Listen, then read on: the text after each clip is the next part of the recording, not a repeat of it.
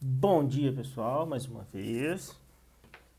Então, que bom ter Bom dia. vocês aqui nessa manhã de domingo. Obrigado por quem veio. É a nossa aula extra aí, né? Eu tinha comentado sobre aquele assunto de uma palestra que eu ministrei na PUC sobre sopa de letrinhas e tudo mais, de ferramentas que causam muitas dúvidas.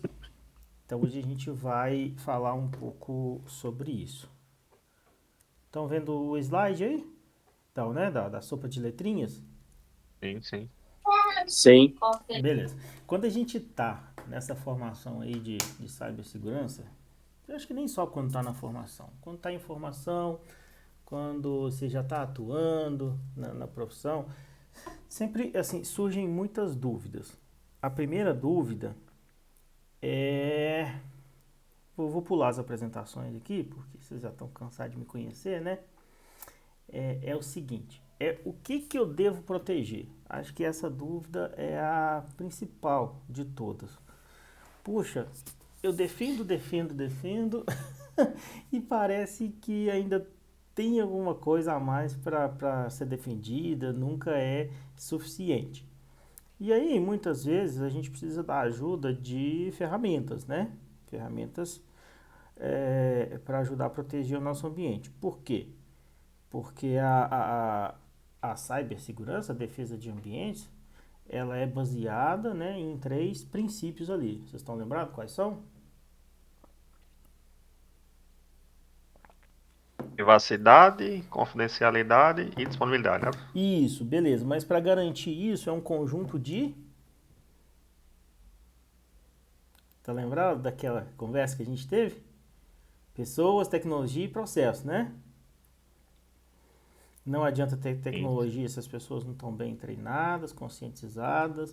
Não adianta ter tecnologia e pessoas bem treinadas e conscientizadas se você também não tem processos. Então aqui hoje a gente vai falar das tecnologias, as tecnologias que a gente tem disponíveis, né? Que é essa que eu brinco que são a sopa de letrinhas, que são milhares e milhares de siglas. É, isso aqui é suficiente para toda a sua proteção? Não, não é suficiente, porque ainda falta pessoas e ainda falta processos, mas é uma parte muito importante que não pode ser é, deixada de lado. Beleza, então tudo começa com essa dúvida aqui. O que eu tenho que proteger? Que eu acho que é a grande dúvida que todos nós temos, né? Ah, eu tenho que proteger o que? São os bancos de dados, os desktops dos usuários, os dispositivos móveis dos usuários, na rede, o que eu tenho que proteger na rede, os sistemas operacionais, o que eu tenho que proteger, o que eu preciso observar. Então, isso tudo gera muita dúvida e o objetivo aqui é trazer um esclarecimento justamente sobre isso. A primeira coisa, não tem receita de bolo pronta, sabe? Você vai sair de qualquer curso assim, você não vai sair de qualquer curso com a receitinha de bolo pronta, que você vai aplicar ela para todos os projetos que você pegar. Isso não existe. É importante a gente entender que cada contexto é uma solução, um arranjo de soluções diferentes. Você pode inclusive ter a mesma ferramenta configurada de duas maneiras diferentes porque os ambientes são diferentes. Isso vai ser bem comum. Então por isso que é tão importante a gente ter ali um conhecimento pleno de como é que a ferramenta funciona, de todas as possibilidades dela, porque a gente vai fazer ali a configuração, o ajuste de acordo com a necessidade de cada ambiente.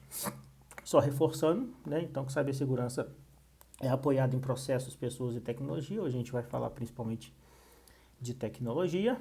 E aí eu tenho um guia que eu gosto de utilizar aqui, que é o seguinte, que dá uma boa base para você ter uma ideia do que você tem que proteger, que são as 7 camadas de cibersegurança.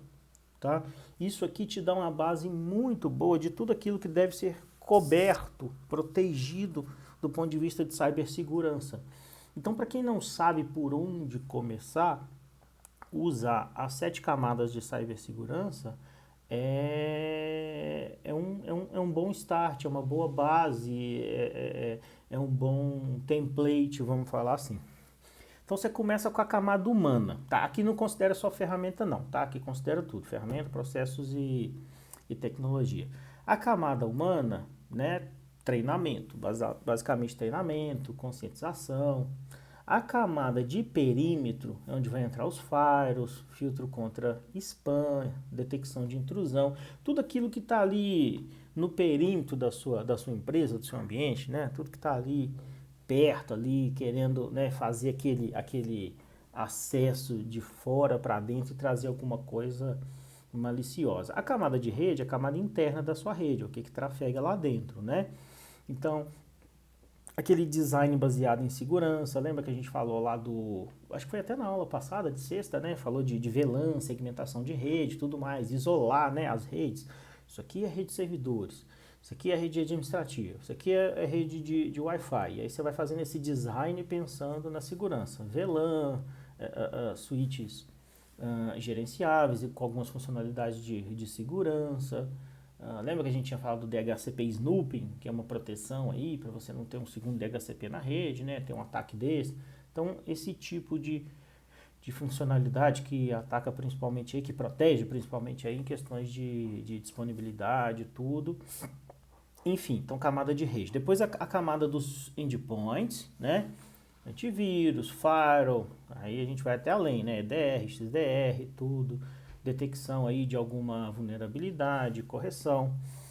Depois na camada das aplicações, né? Fazer atualização, update, uma coisa que não está descrito aqui, mas que é muito importante, a famosa misconfiguration, né? Vocês sabem o que é os misconfiguration? Configurações aí, né? Que não favorecem a segurança. Configurações que deixam brechas para que um atacante possa explorar. Então isso é o que a gente chama de misconfiguration. Ele não chega a ser por exemplo, uma vulnerabilidade que vai ter um CVE em cima dele, mas é uma configuração que ela não favorece a proteção do ambiente. Na camada 6, diga. Né, essa misconfiguration, pelo menos o que eu percebo, é muito comum o ajuste de regras de firewall. Principalmente quando você tem um ambiente que tem múltiplos clientes funcionando dentro do seu ambiente. E pede para Exatamente. liberar a porta que não é necessário. Exatamente. Aplica a configuração, porque o cliente está pedindo, só futuramente que vai ver que não tem trânsito naquela porta que vai ter fechamento, mas sempre fica buraco. Exatamente. Não, excelente, excelente comentário seu. Por exemplo, aquelas regras de firewall lá com N, né? Qualquer origem para qualquer destino para qualquer porta. Cara, isso não é uma regra de firewall, né? Você está simplesmente permitindo o tráfego de um lado para outro. Não tem proteção nenhuma numa regra dessa. Então, é isso mesmo. Você pegou o Até espírito. mesmo, até mesmo as mais fechadas, professor. Por exemplo, a aplicação funciona em 443, mesmo assim pede para liberar 80, entendeu? Aham, isso, Uma outra do exatamente. tipo, sendo que não vai ser necessário. Se for necessário, eu acho que tem que liberar, de fato, quando for fazer uso, e não deixar aberto. Isso, exatamente. Perfeito. Você pegou o espírito da coisa certinho.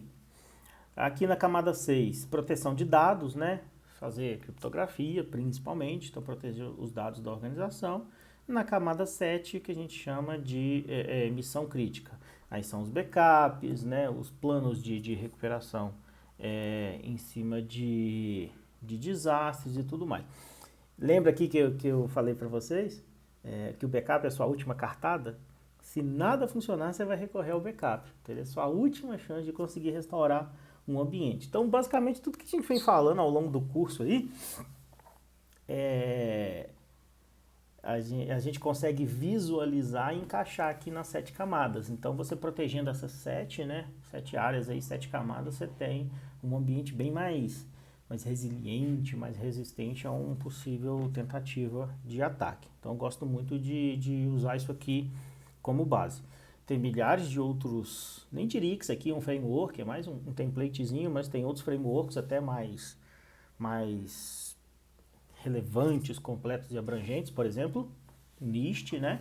Talvez seja o framework mais relevante que nós temos para a proteção de um ambiente, para você se basear na proteção de um ambiente, mas aqui eu acho que é um template muito relevante, muito bacana para quem está começando a proteger um ambiente ou quer revisar algumas proteções que deveria ter no seu ambiente. Enfim, vamos começar agora a detalhar um pouco mais aqui o que a gente tem de ferramenta, tá? Porque o foco é falar de ferramenta mesmo.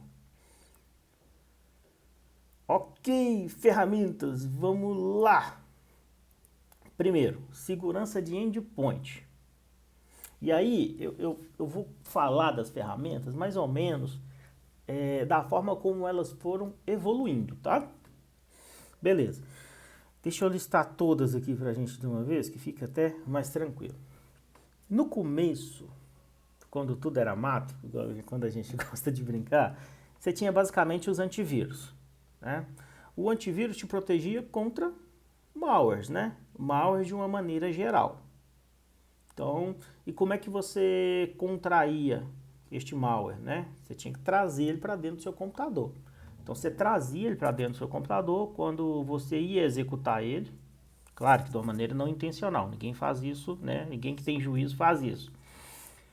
O antivírus ia ali, bloqueava e te dava um alerta. Olha, esse arquivo que você tentou executar, na verdade ele é um malware e tudo mais, eu estou bloqueando ele aqui e quarentenando. Perfeito. Entendeu-se que isso era pouco. Eu tinha que ter uma maneira de não deixar esse malware nem entrar dentro do computador. E aí isso evoluiu para Endpoint Protection Platform. Vamos dar um exemplo antes aqui. Antivírus. Quem tem os exemplos de antivírus aí? Diz aí que eu falo. Se está certo ou se está errado, a gente pensa junto. Daqueles mais antigos, mais tradicionais. Avira. Avira? Isso, exatamente. Proteção Isso somente aí foi contra um vírus, terror. né? Ok. Então entendeu-se que essa proteção não era suficiente diante a quantidade de ameaças e a gente e a gente não, né? E os fabricantes aí evoluíram para Endpoint Protection Platform. Então a plataforma de proteção do endpoint. O endpoint já faz umas coisas a mais.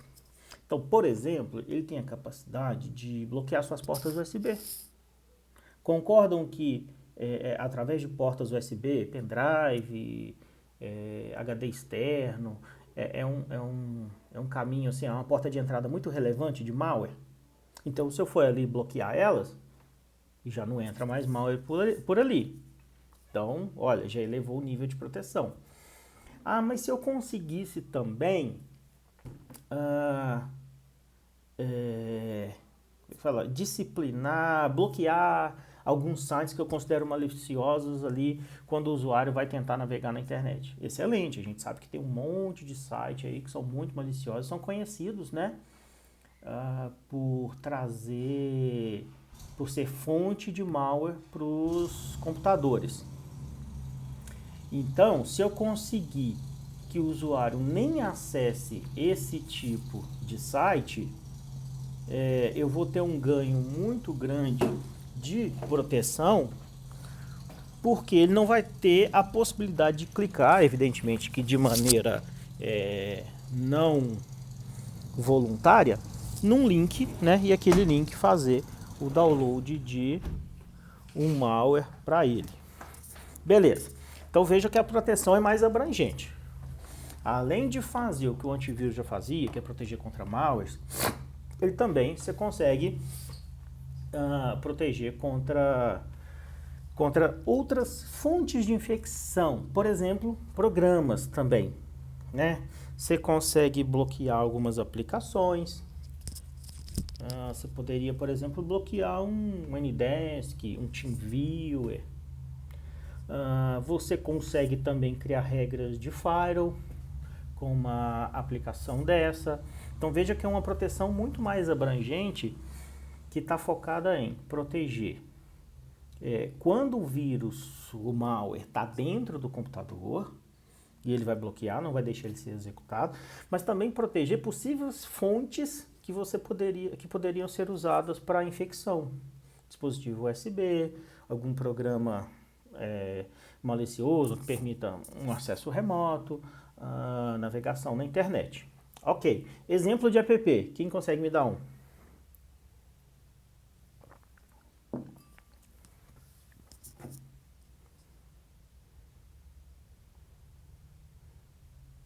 Ninguém? Não é possível.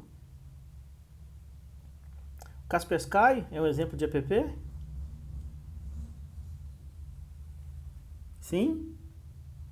Sim, Kaspersky é um exemplo de Acredito que app. sim. O, De cabeça eu não lembrava não, professor. o Symantec, Endpoint Protection, nas versões mais antigas dele, né? Os produtos vão evoluindo e tudo mais, vão entregando mais funcionalidades.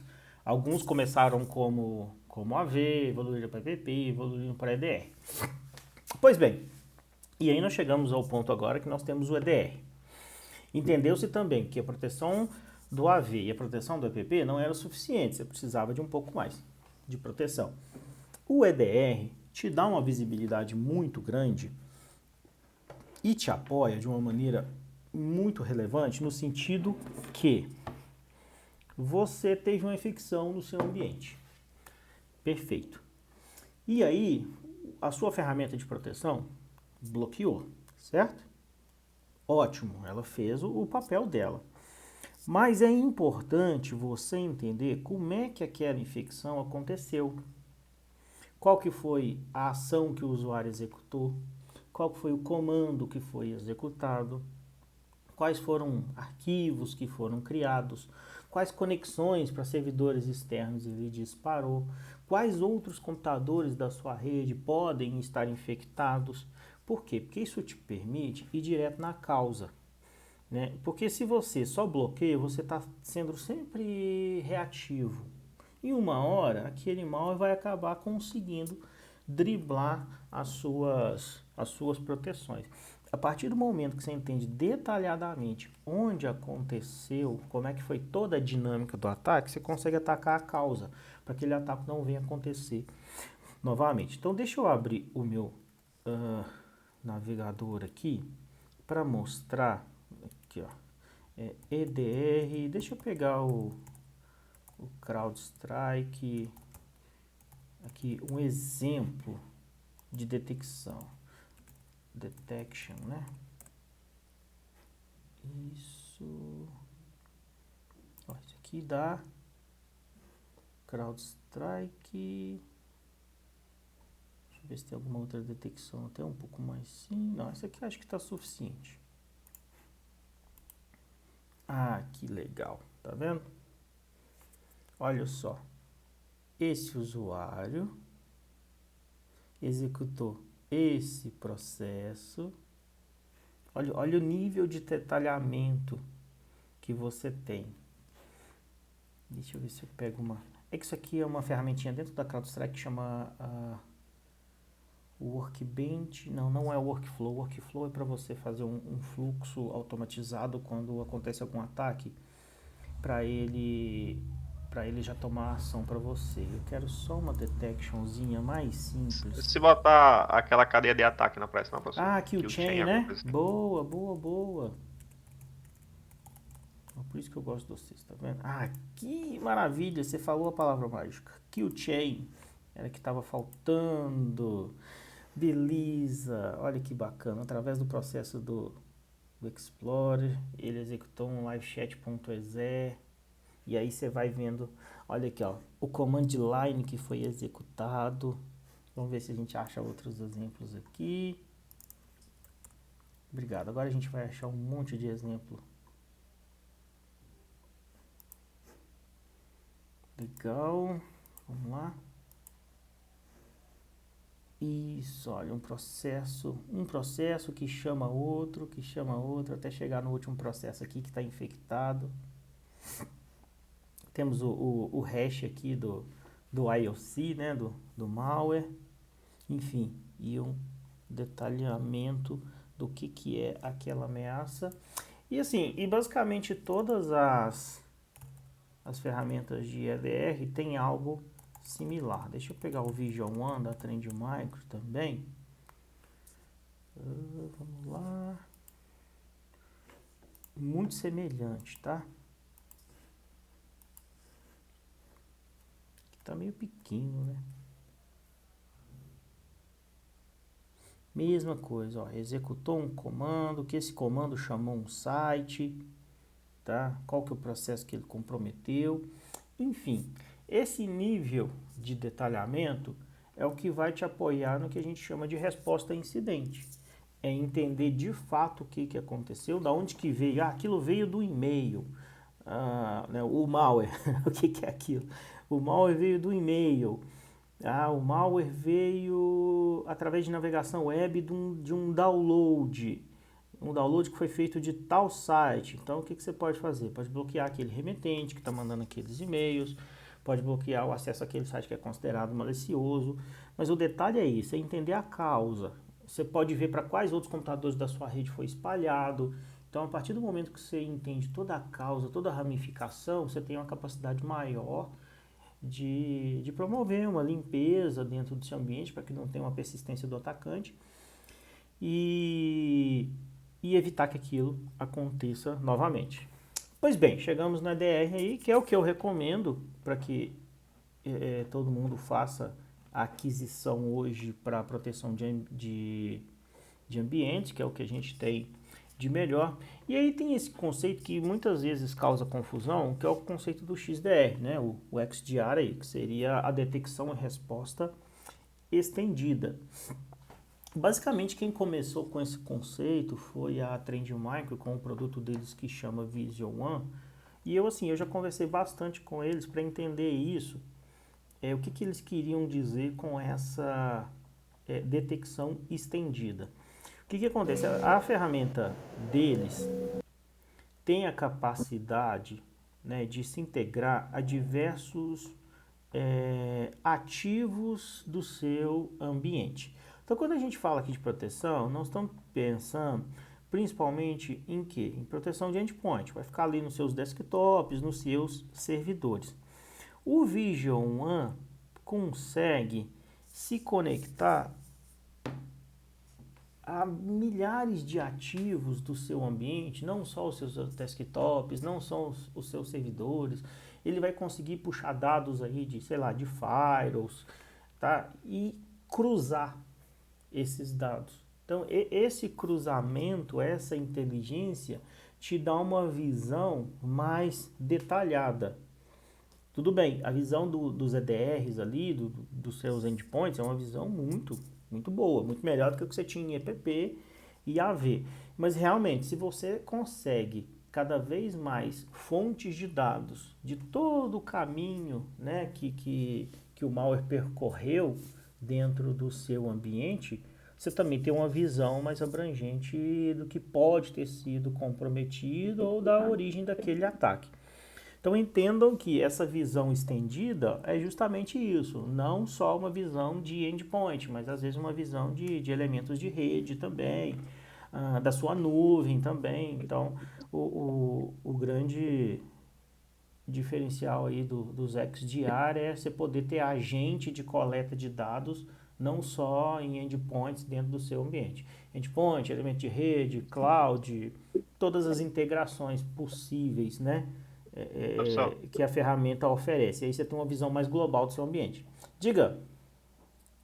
No caso, essa visão aí da cadeia de ataque vai no estendido, né? Vai ficar bem maior, porque essa cadeia de ataque aí do EDR, ela mostra a cadeia de ataque do host, né? Dentro do host. Isso. E aí no XDR lá, a cadeia de ataque vai ficar bem estendida, porque tem desde vamos dizer assim, se veio pela rede, veio externo, entendeu? Por quais equipamentos passou. Então vai ficar uma cadeia de ataque mais completa, né? Sim, exatamente. A proposta do XDR é justamente isso. Uma cadeia de ataque mais abrangente, não somente onde você tem não somente naquele escopo ali dos endpoints. Pronto. Pode falar. É o seguinte, é Vai uma dúvida concluir que já o eu tenho com raciocínio. relação. Posso falar? Pode falar, fica à vontade. Então, uma dúvida que eu tenho com relação aos cookies, no sequestro cookies, alguma coisa assim, das sessões ativas. Eu estava olhando assim, observando as abas abertas ali, e eu tenho essa dúvida, assim, por exemplo, algum site que faz uma busca de cookies no seu sistema que estão ativas, e os serviços, essas ferramentas, elas bloqueiam isso, ou não é necessariamente uma falha de segurança, algo que possa ser perigoso? Depende. Depende de como a ferramenta está tentando fazer essa, essa utilização. A captura do cookie, ela é algo que é importante pro marketing, né? Nem sei se a palavra correta seria isso, mas ela é importante para o marketing. Se você conversar com o pessoal de marketing, e-commerce e tudo mais, as páginas de ofertas e tudo, elas são montadas de acordo com as suas preferências. E parte de entender quais são as suas preferências é fazer essa captura de cookies. Então, ali, nessa captura de cookies, ele entende as últimas páginas que você navegou, os últimos produtos que você pesquisou. E aí, quando você entra em determinada página, ela já monta ali, né, uma página de ofertas baseado nas suas preferências. Isso é uma coisa legítima. Tudo bem, a gente pode entrar no dilema aí de que isso está invadindo minha privacidade, é muito invasivo e tudo. Mas tudo bem, isso aí não tem intenção nenhuma de roubar seus dados, tentar se passar por você. A intenção disso é tentar criar uma experiência personalizada para cada cliente. Agora, quando existe, né, essa captura de cookies com a intenção de se autenticar numa página, de logar numa página, como se fosse você, aí sim, aí não é uma intenção legítima, né? Muito pelo contrário, é uma intenção maliciosa. Mas quem vai te proteger melhor em relação a isso, mais do que uma ferramenta de EDR, eu acredito que sejam as ferramentas de IAM, tá?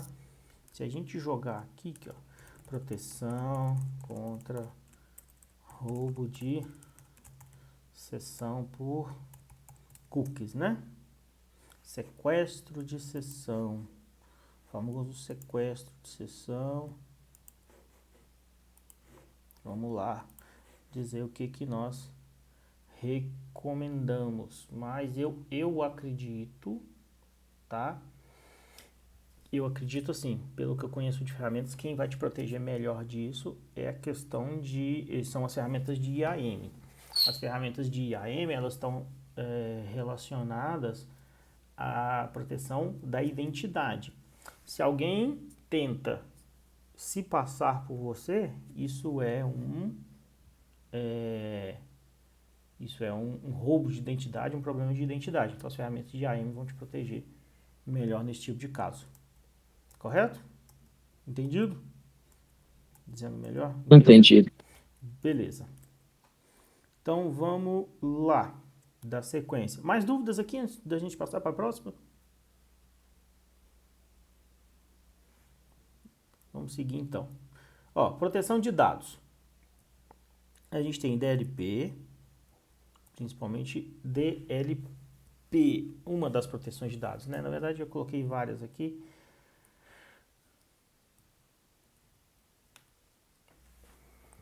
Ok, vamos lá. DLP. Já tinha falado para vocês sobre as ferramentas de DLP em outras oportunidades das aulas. Que a gente tem vivido muito hoje em dia? Vazamento de dados, né? Teve um vazamento de dados da empresa XYZ e esse vazamento expôs dados de usuário, CPF, telefone, e-mail. Toda vez que isso acontece, a gente fica muito chateado, né? Porque a gente se sente fragilizado, a gente acha que vai ser vítima de alguma fraude usando os nossos dados. Bem, nós sabemos muito bem, como profissionais de TI, que as empresas têm um volume muito grande de informações dos seus clientes e que elas são muito relevantes e do ponto de vista comercial são muito valiosas. E que esses dados sendo vazados, isso pode causar um prejuízo muito grande para a empresa, porque hoje a gente tem uma legislação relevante nesse sentido, ainda bem que nós temos, né? No caso aí é a LGPD, mas isso pode ser usado para fraudes e prejudicar a vida das pessoas. Eu acho que antes de entender o que uma ferramenta de DLP pode fazer pelas pessoas, pelos seus usuários, é importante a gente entender a motivação por trás de um vazamento de dados. Vamos tentar elencar aqui. O que poderia causar um vazamento de dados? Vamos pensar que nós temos, todos nós aqui, nós somos donos de uma empresa de e-commerce, um e-commerce relevante. Então a gente tem muita informação de cliente, né? A gente tem aquelas informações pessoais ali, nome, telefone, endereço, CPF, tem informação de pagamento, cartão de crédito, e nós temos as preferências daqueles clientes, que isso vale muito também, né? A gente tem ali as últimas coisas que eles compraram, o que normalmente eles compram e tal, que esse perfil aí é muito relevante comercialmente. Ok, vamos pensar aqui, esses dados desses clientes, eles podem vazar por N motivos, né? Vamos elencar os motivos aqui, eu vou começar com o primeiro. Esses dados desses clientes podem vazar porque nós temos brechas de segurança, certo? Isso é um dos motivos dos vazamentos. Brechas de segurança, sistemas que não estão bem protegidos, que tem misconfiguration, enfim. Isso é uma das causas dos vazamentos. Agora me digam aí, outra, vocês. O próprio usuário, né, professor? O interno, né? É. Isso. Eu acho que uma outra questão que a gente tem que olhar com muita atenção é algum funcionário interno que foi corrompido, que está com intenções maliciosas, algo do tipo, né, que alguém que já tem acesso àqueles dados, né, coletar aqueles dados e tirar eles para fora da empresa e vender, comercializar. Porque a gente sabe que esse é um tipo de mercado que existe, de venda de dados pessoais. Enfim. Concorrência. Concorrência, exatamente. Uhum. Tem até casos mais, como é que eu posso dizer? Mas que as pessoas não têm nem noção. Por exemplo, chega um e-mail pedindo algumas informações. Em vez do usuário responder apenas as informações que está lá, que é justamente para não infringir nenhuma LGPD, alguma coisa do tipo, o usuário responde mais do que é necessário, entendeu? Exatamente. Vazando, Então, querendo ou não, informações, vamos dizer assim, que ele não tinha nem essa intenção, talvez, entendeu? Mas só que, por causa da cultura, né, alguma coisa assim, ele acaba vazando, entendeu? isso, às vezes ele foi mal treinado também, né? É. Não tem ali, não consegue imaginar, não consegue calcular o risco de estar fornecendo aquilo, ou às vezes fez de propósito, enfim. Mas é ótimo, essa discussão prévia aqui, esse debate prévio, é justamente para elencar os problemas e aí a gente consegue encaixar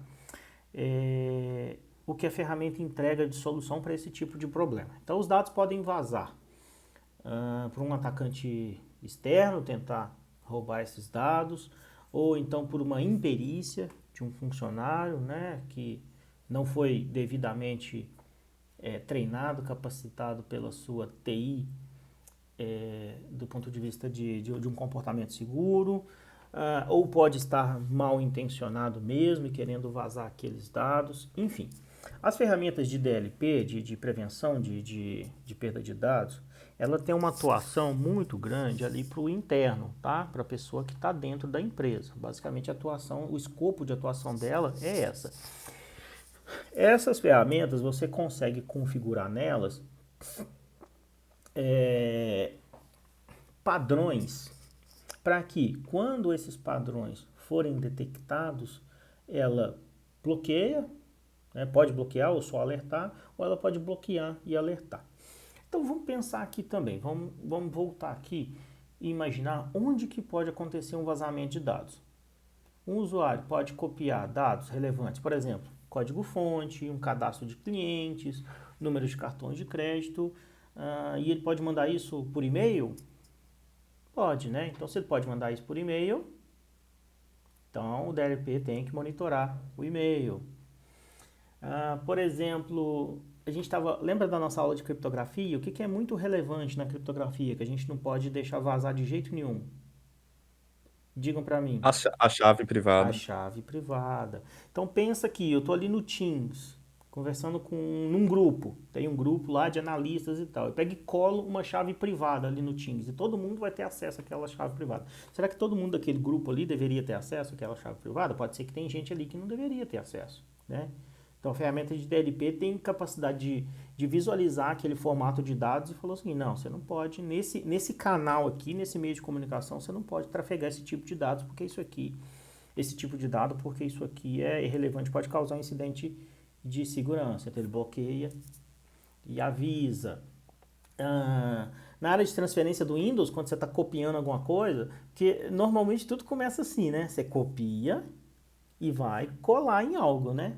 Vai colar no e-mail, vai colar num Teams, vai colar num bloco de notas. Então, essas ferramentas têm a capacidade de ler a área de transferência do Windows também. Esses drives online, né? Google Drive, OneDrive. Apesar que para esse tipo de ferramenta, eu acho que é o seguinte: se dentro da empresa não há necessidade de usar Google Drive, OneDrive, iCloud, né? Se você já tem as suas próprias ferramentas como SharePoint, OneDrive corporativo, não tem por que elas nem estarem liberadas, né?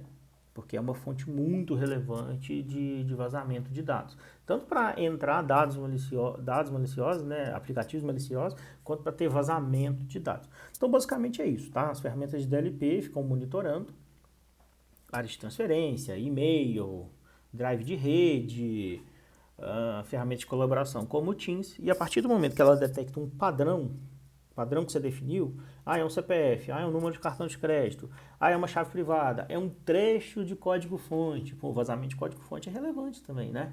Essa ferramenta bloqueia, tem a capacidade de bloquear e avisar. Avisar também aí, né, o time de segurança, cibersegurança, segurança da informação, que está tendo uma tentativa de vazamento de dados. Pode ter sido uma imperícia do usuário, ele realmente não queria vazar dados, ou pode ser que ele realmente está tentando vazar dados e ali vocês já conseguem agir de forma preventiva. A DLP, normalmente você vai encontrar ele como módulo. Então você tem DLP dentro dos produtos da Trend Micro, você tem ferramentas específicas para DLP. Vamos ver aqui no Gartner quem são os mais relevantes para DLP. Gosto muito de usar o Gartner, né? Gartner Enterprise DLP como referência. Vamos lá, ó. Symantec, Digital Guardian, Forcepoint, Intel. Então tem ferramentas, são as ferramentas aqui que estão no quadrante de líderes de DLP. Beleza, tranquilo aqui sobre DLP? Tranquilo. Beleza. Vamos lá, mais sopa de letrinhas para a segurança de dados aqui, falando de criptografia, né? Falamos bastante sobre criptografia esses dias atrás nas nossas aulas, a importância da criptografia para proteger os dados, seja dados em repouso, seja dados em trânsito. E aí a gente tem, né, a nossa contribuição aqui da sopa de letrinhas, que é a infraestrutura de chaves públicas. A infraestrutura de chave pública, ela vai permitir o uso aí, né, da criptografia, basicamente a criptografia assimétrica, né, para vocês realizarem a criptografia de dados. A criptografia assimétrica é aquela onde a gente tem uma chave pública e dentro da criptografia assimétrica a gente não tem o problema da troca de chaves privadas. Isso é muito relevante, né? O problema das trocas de chave privadas na criptografia simétrica é um problema importante e difícil de ser resolvido. E com a criptografia assimétrica, cada um tem sua chave pública, divulga ela, e quem quer enviar uma informação, né, de forma segura usa a chave pública do destinatário. E tudo isso é possível através da infraestrutura de chaves públicas, né? Aí a gente tem aí como agente emissor dessas chaves públicas, né, desses certificados, as autoridades certificadoras, as CAs. Nós temos CAs públicas, vamos lá, exemplos: Global Sign, CertSign, SectGo, né? Aqui no Brasil a gente tem a Valid, temos a Serasa também. Se eu não me engano, a Serasa estava encerrando as atividades no ano passado, esse ano, de emissão de certificado. Vamos até dar uma conferida aqui, porque era uma autoridade certificadora relevante. Isso mesmo, ó, 8 de fevereiro de 2024, encerrou o serviço de geração de certificado ICP Brasil e Global Sign. Não é mais uma autoridade certificadora. Foi uma autoridade certificadora relevante por bastante tempo. Enfim, existem milhares de outras autoridades certificadoras. E aquilo que eu falei para vocês numa aula passada dessa aí, vocês podem ter a autoridade certificadora de vocês interna também, somente para sistemas internos, né? A força da criptografia será a mesma, né? E aí você tem a flexibilidade de gerar certificados para talvez domínios de teste, gerar certificados com uma validade maior ou menor, principalmente para ambientes de teste, ambientes internos. É bem relevante e comum ter uma autoridade certificadora interna. Ferramentas aqui também para proteção de integridade, o famoso FIM, File Integrity Monitoring. Essa aqui vocês já tinham ouvido falar? A gente conversa bastante durante as aulas sobre ferramentas, mas essa aqui eu tenho quase certeza que eu nunca falei para vocês. Não, Não? isso aí não. Não, eu só não lembro não. Ok, o File Integrity é muito importante para você detectar que tem um invasor tentando modificar alguma configuração no seu ambiente. Vamos pensar aqui o seguinte: você imagina que você tem um servidor web, um Apache, certo? Todo mundo aqui já configurou um Apache, um servidor web? A grande maioria já configurou?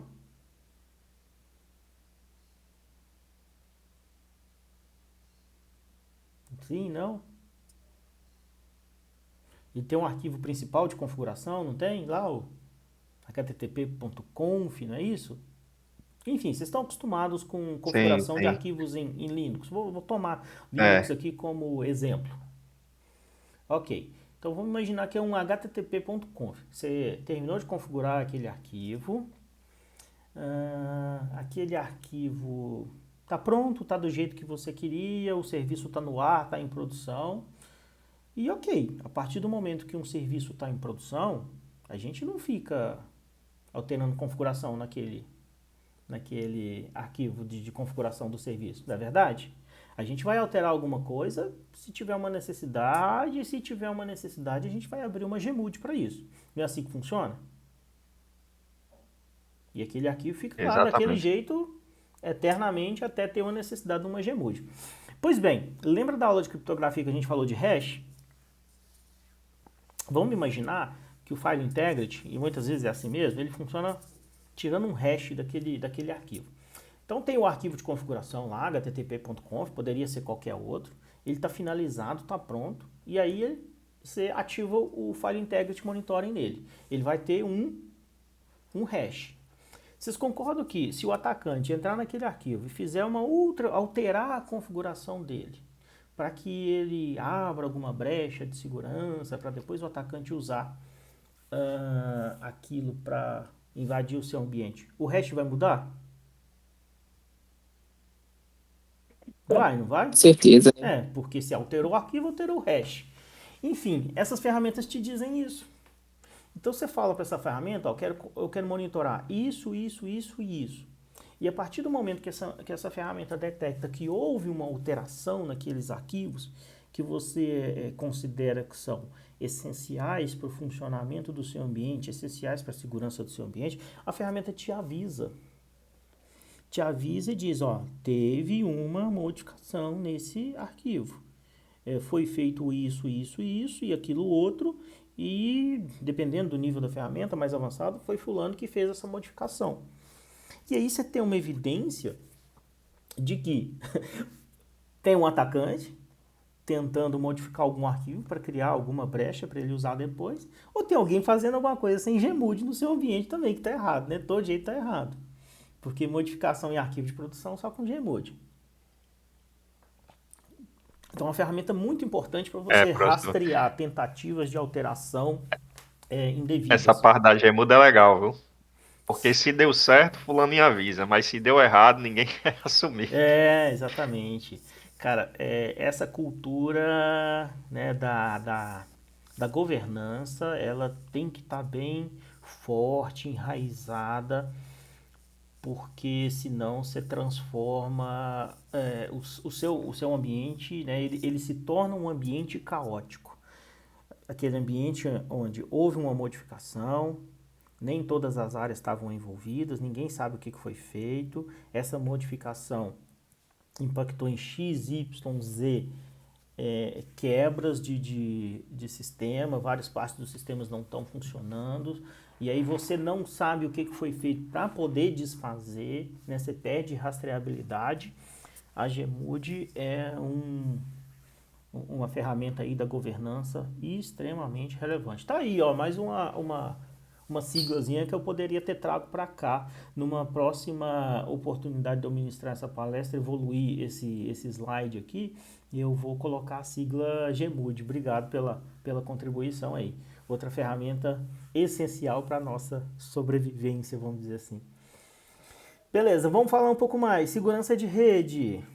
Aí, segurança de rede, né? Temos o nosso querido Firewall. Então, o Firewall é um elemento extremamente relevante. Extremamente relevante. Não imagino um ambiente sem Firewall. É inimaginável, né? A gente faz esse exercício mental e já pensaram o ambiente de vocês sem Firewall? Não dá para pensar, né? Quando a gente pensa em segurança, em cibersegurança, proteger o ambiente, talvez seja a primeira coisa que venha na nossa cabeça, né? Eu, pelo menos, é um dos primeiros que eu penso. Enfim, então nós A primeira linha de perímetro de defesa, né, professor? Isso. Então, não tem como não pensar. Principalmente assim, porque muitos ativos vão estar atrás dele, né? Não é uma coisa de proteger um ativo específico, mas, vamos dizer assim, a primeira linha de barreira é contra tudo. Então, não tem como não pensar. Exatamente, isso mesmo. Então, nós tínhamos basicamente, há algum tempo atrás, né, a ferramenta aí que fazia Firewall. Então, basicamente, o que ele inspecionava? Origem, destino e porta. E basicamente camada 3, né? Então, esse destino pode se comunicar com essa origem, pode se comunicar com esse destino, nessas portas TCP e UDP. Pois bem, muito parecido com a evolução que a gente viu nas ferramentas de proteção de endpoints, entendeu-se que se o tráfego de rede já está passando aqui, por que a gente não aproveita e inspeciona um pouco mais? Eu faço muito essa brincadeira dentro da sala de aula, mas no final das contas tudo é rede, né? É sempre tráfego indo para um lado e indo para o outro. Não existe mais esse negócio de uma aplicação rodar num computador único. Tá tudo conectado em rede, em menor ou maior escala, mas tá tudo conectado em rede. Então isso foi evoluído para os UTM, né? Então vamos lá, deixa eu ver se eu acho uma figurinha de um UTM aqui para nós. UTM, vou pegar um hardware de UTM aqui. Ah, que legal. Indian, Sophos, vamos ver outros fabricantes de UTM. Que mais? UTM, eu já tive UTM da Sonic Wall. Enfim, tem um monte de fabricante de UTM. O que significa o UTM, né? Então, gerenciamento unificado aí de threads, de ameaças. Vamos traduzir aí para ameaças. Se as informações já estão passando por ali, pelo firewall, por que não criar um equipamento mais robusto que consiga fazer outras verificações além de origem, destino e porta? E se eu verificasse se tem algum malware passando ali? Pô, seria um ganho muito grande, né? Porque às vezes uma comunicação ela é permitida, mas ela está vindo com um malware embutido nela, naquele pacote de rede. Ah, mas e se eu tivesse a capacidade também dentro do UTM de filtrar, de bloquear sites que eu não gostaria que os meus usuários navegassem? Porque são sites considerados maliciosos, isso pode trazer o malware para dentro da minha rede. Claro, o pacote já está passando dentro do equipamento. Você pode inspecionar ele e ver qual que é o destino, se aquele destino está numa categoria que você não acha que deveria ser acessada, né? Ah, e se eu pudesse evitar que os meus usuários usassem servidores de DNS que eu não considero configuráveis? E se eu pudesse também detectar tentativas de intrusão, né, o famoso IPS, né? Tentativas de intrusão, atacantes de fora vindo para dentro da minha rede. Porque assim, o firewall, né, pode estar no sentido de proteger tudo que sai da sua rede e vai para fora, que vai para a internet, ou pode também estar protegendo alguma coisa que sai da internet e vem para dentro da sua rede. O que poderia estar dentro da sua rede que você precisa expor para a internet? Me dá alguns 2 exemplos aí.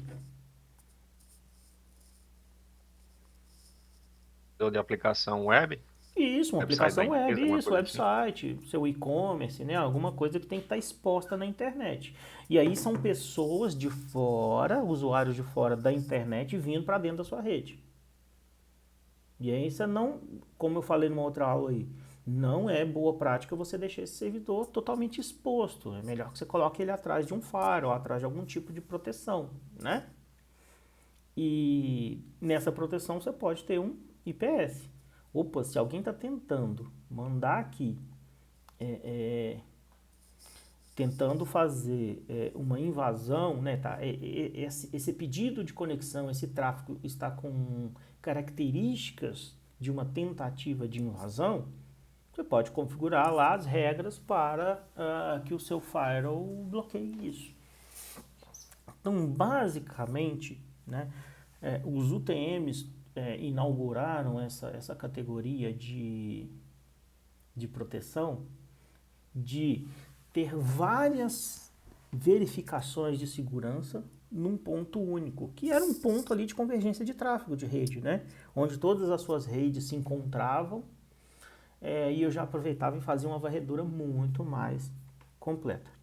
E aí a gente veio com o Next Generation Firewall, né, que entende-se que é a evolução do UTM, e ele é uma evolução no sentido de que ele mantém essa mesma ideia de você ter várias proteções dentro daquele equipamento. Hoje em dia pode ser uma máquina virtual também, mas enfim, dentro daquele equipamento, normalmente a gente vai achar isso em caixinhas, né? O pessoal chama de caixa. Next Generation Firewall. Deixa eu pegar aqui alguns hardwares para a gente ver. Olha esse Fortinet, que bonito. Qual que é esse? Ah, não tem o nome dele aqui, mas enfim. Palo Alto, Fortinet, vamos ver mais alguns fabricantes aqui. Cisco, enfim. Fortinet, olha esse chassi. Belo equipamento, hein? Deve ter um throughput lindo também. Enfim, você ter várias proteções de segurança dentro daquele equipamento. Então ele vai verificar DNS, antivírus, filtro de navegação web, firewall de camada 3, firewall de camada 7. Firewall de camada 7 ali, ele não vai olhar só a porta, né? Ele vai olhar a aplicação. Porque às vezes uma aplicação está usando uma porta que é liberada, uma porta HTTPS, é muito comum, 443, mas é uma aplicação que você não gostaria que trafegasse dentro da sua rede. Tem sido muito comum aplicações usarem 443 HTTPS, que é uma porta que, se você bloquear, você vai impedir um monte de tráfego legítimo. Então o firewall de camada 7 consegue ver qual que é a aplicação, em vez de basear só em porta. Muito importante o firewall de camada 7 hoje em dia. Tem IPS, que mais que ele vai ter? Vamos ver aqui, ó. Next Generation Firewall, Features. O que a gente tem? IPS, firewall de aplicação, inspeção SSL, inteligência, já estão entregando inteligência, inteligência artificial, né, para detectar um comportamento malicioso e fazer o bloqueio também. Firewall, filtro de conteúdo web, detecção de malware, controle de aplicações, enfim. Os Next Generation Firewalls entregam muitas funcionalidades de segurança. Deixa eu pegar aqui uma arquitetura para vocês entenderem. Bem tranquilo, tá vendo? Então tá aqui toda a sua rede, o Next Generation Firewall e a internet. E normalmente é isso, né? Você tem 1, 2, 3 links de internet dentro da sua empresa. E aquilo é compartilhado com todo mundo. Então, nesse ponto aqui, ó, você faz toda essa verificação. Mas poderia ser um segmento de rede também, comunicando com outro segmento de rede, tudo dentro da sua organização, e você faria a interligação deles por firewall. Ele vai fazer o papel de roteamento, mas também faz o papel de firewall e faz várias verificações de segurança do tráfego de uma rede para outra. Enfim. Então, o Next Generation Firewall entrega várias possibilidades de conferências de segurança quando aquele tráfego passa por ele. Hoje, em evolução em relação aos UTM, hoje eles entregam um desempenho muito grande, normalmente com processadores dedicados para cada função. Eu sei que Fortinet é assim, né? Então você tem um processador para as funções de firewall, camada 3, camada 7. Tem um processador para a função de IPS, um processador para a função de controle de aplicativos. E isso aí a gente entrega cada vez mais desempenho. Só um segundo, porque qual que é o problema disso? O tráfego está vindo de um lado da rede, vai passar pelo firewall, vai ter todas aquelas verificações e depois, se puder ou não puder, ele vai seguir o caminho que ele tem que seguir. Se essa verificação não for muito rápida, seu cliente final, seu usuário vai perceber isso, falar, tem uma lentidão aqui. Por quê? Porque o firewall está ali fazendo verificações, então ele precisa entregar muito desempenho também. Pode falar. Sobre a Fortinet aí, do Next Generation Firewall e UTM, engraçado, na solução deles, isso é a nível de licença, né? Tem as caixas lá que tem essas duas funcionalidades, mas vai chegar em cada nível você adquirindo a licença no mesmo hardware, entendeu? É interessante isso aí. Isso, aí cada fornecedor tem Tipo, a sua não é dois dinâmica, né? equipamentos diferentes, entendeu? Tem, na Fortinet tem essa opção, entendeu? Você comprando vamos dizer, um equipamento de ponta, você consegue ir só evoluindo pelo nível de licença, né? Adquirir hardware adicional. O que é prático, né? O que é muito prático. Eu tenho no meu trabalho hoje, eu estou rodando em máquinas virtuais, que dá uma flexibilidade muito grande também. E o licenciamento define lá, no meu caso, a quantidade de processadores, de memória que eu posso utilizar também, e funcionalidades, enfim. A gente vê isso não só em Fortinet, mas em muitos fabricantes, né? Inclusive hardware e software. O produto já vem com todas as funcionalidades, já vem pronto de fábrica com tudo. A funcionalidade vai ser vai ser disponibilizada a partir da licença. CrowdStrike, se eu não me engano, CrowdStrike assim também. Você tem um agente instalado na sua máquina e se você fizer uma troca de licença lá, um Falcon Pro para um Falcon Premium, você não vai ter que reinstalar todo o seu ambiente, trocar e tudo mais. Seu console vai abrir umas funcionalidades novas e tal, você não vai ter que reinstalar a agente. Também muito baseado em licenciamento, o que vai entregar ou não. O produto já vem completo e aí o licenciamento é que define. Beleza, vamos seguir. Dúvidas aqui nas funções de Firewall? Não? Tá bom. Vamos continuar aqui em segurança de rede. Então, temos o IDS e o IPS e as ferramentas de WAF. A ferramenta de IDS, ela detecta, ela tem capacidade só de detecção de intrusão.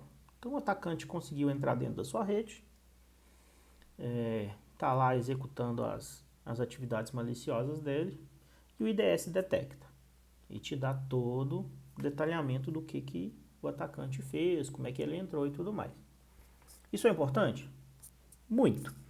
É a partir do momento que você entende o que o atacante usou para invadir seu ambiente, você consegue corrigir essas vulnerabilidades, essas falhas, para que isso não venha acontecer de novo.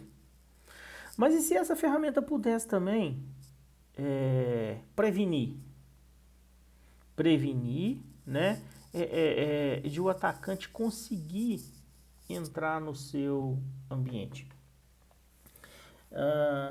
Entender quando um determinado comportamento, um pedido de conexão, ele tivesse característica de uma tentativa de ataque. É isso que o Prevention faz, que o IPS faz, tá? Então vamos imaginar lá que, sei lá, o Log4j, lembram do Log4j? Log4j foi em 2021, né? Dezembro de 2021.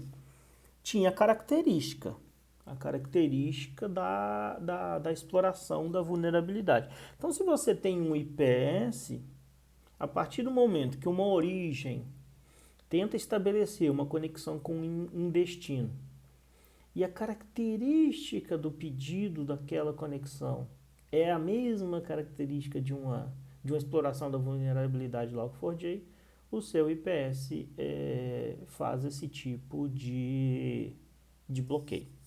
Então, basicamente, o que nós temos hoje no mercado é o IPS, que ele faz a função do IDS e também a função de prevenção. Saber o que aconteceu é importante, mas se puder prevenir é melhor ainda, né? Por isso que o Prevention aí prevalece no mercado. Basicamente, vocês vão achar funções de IPS em todos os Next Generation Firewalls líderes de mercado aí, tá? Normalmente é uma funcionalidade que vem dentro de um Next Generation Firewall. Você tem EDR também, que tem IPS para o host final, mas normalmente é uma funcionalidade que vocês vão ver dentro de Next Generation Firewall. E aí temos o WAF. O WAF basicamente é uma funcionalidade para prevenir acesso a aplicações suas que estão publicadas na internet.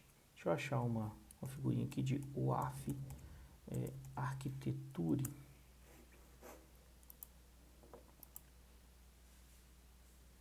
Achar uma mais bonitinha aqui. Tá aqui, ó. Quanto mais sim. Essa aqui é melhor. Pronto. Vamos pensar naquele caso aqui, ó. Esse aqui ficou pequeno, né? Ficou ruim de enxergar. Aqui tá legal. Aqui tá legal. Você tem, ao longo do mundo aí, né? Você tem usuários legítimos, tem hackers, tem a internet e tem os seus servidores que precisam ser acessados.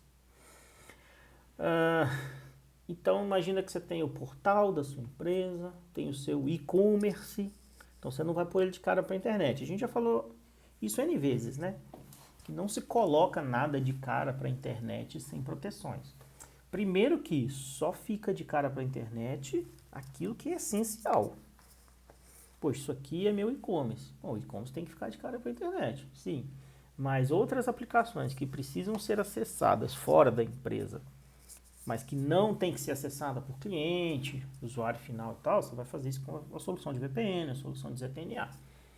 Mas se tem que ficar realmente de cara para a internet, que é o caso dos portais, dos e-commerces, você vai fazer isso com proteção. E uma das proteções é o WAF. Então você vai colocar um WAF na frente. O WAF, ele vai ter a capacidade também, parecido ali com a ideia do IPS, a mesma ideia, né? De proteger contra a exploração de alguma vulnerabilidade, a exploração de alguma tentativa de ataque.